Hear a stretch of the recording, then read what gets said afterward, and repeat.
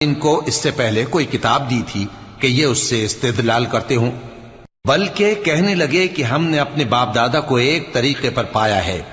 اور ہم انہی کے قدم بقدم چل رہے ہیں، اور اسی طرح ہم نے تم سے پہلے کسی بستی میں کوئی خبردار کرنے والا نہیں بھیجا مگر وہاں کے خوشحال لوگوں نے کہا کہ ہم نے اپنے باپ دادا کو ایک راہ پر پایا ہے اور ہم قدم بقدم انہی کے پیچھے چلتے ہیں۔ پیغمبر نے کہا اگرچہ میں تمہارے پاس ایسا دین لایا ہوں کہ جس رستے پر تم نے اپنے باپ دادا کو پایا وہ اس سے کہیں زیادہ سیدھا رستہ دکھاتا ہو،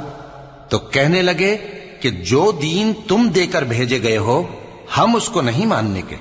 تو ہم نے ان سے انتقام لیا، سو دیکھ لو کہ جھٹلانے والوں کا انجام کیسا ہوا۔ اور جب ابراہیم نے اپنے باپ اور اپنی قوم سے کہا کہ جن چیزوں کو تم پوجتے ہو میں ان سے بیزار ہوں،